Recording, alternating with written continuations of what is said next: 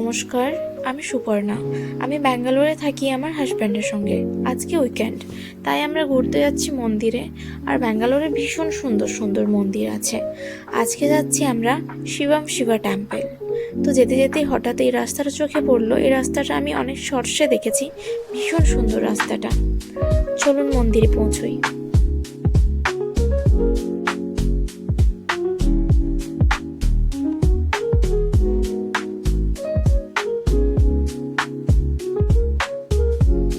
মন্দিরে পৌঁছে গেছি আমরা। মন্দিরে পৌঁছে প্রথমে টিকিট করে নিতে হয়েছিল। টিকিট ছাড়া ভেতরে ঢুকতে দেয় না। টিকিট পার হেড 250 টাকা। তো টিকিট করে ভেতরে ঢুকতে প্রথমে অনেকগুলো রুদ্রাক্ষ দেওয়া হয়। আর এখানে 108টা ঘট আছে, তার মধ্যে একটা একটা করে ওম নমঃ শিবায় বলে রেখে দিতে হয়। এগুলো রাখা হয়ে গেলেই ভিতরে গিয়ে শিবের মাথায় জল ঢাললাম।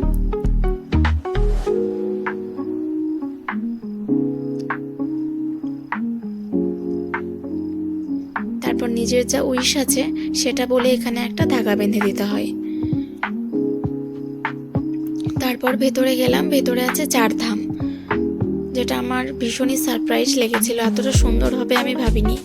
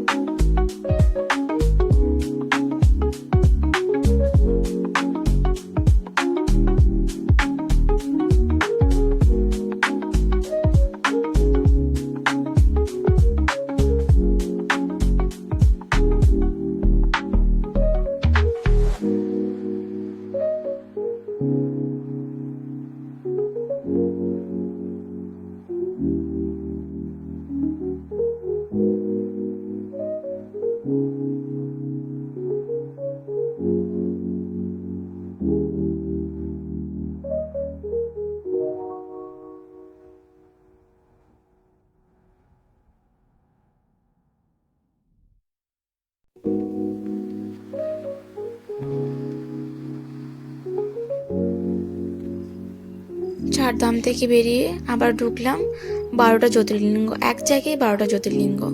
ভীষণ সুন্দর লেগেছিল। আর পুরো জায়গাটাও একদম গুহার মতো। চারিদিকে লাইটিং খুব সুন্দর।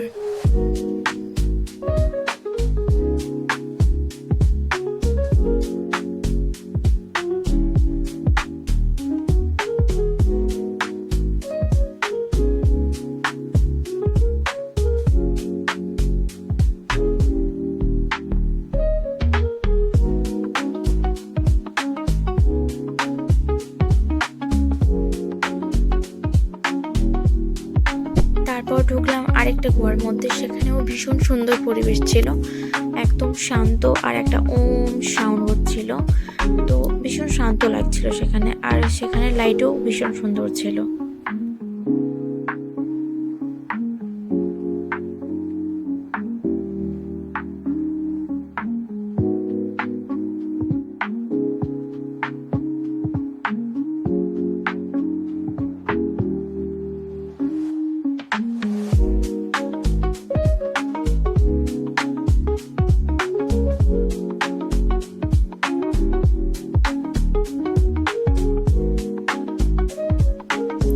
মূর্তির সামনে চলে এসেছি। এখানে এসে প্রথমে প্রদীপ জ্বালাতে হয়।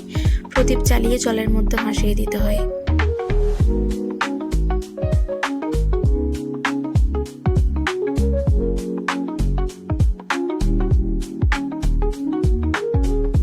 তারপর এখানে একটা পেপার দেওয়া হয়, তার মধ্যে নিজের উইশ লিখে আগুনের মধ্যে ফেলে দিতে হয়।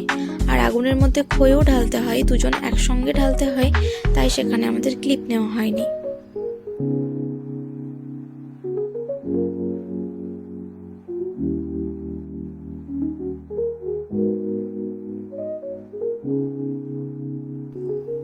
সে মূর্তির সামনেই ছিল একটা সিটিং এরিয়া। সেখানে আমরা পুরো বিকেলটা বসেছিলাম।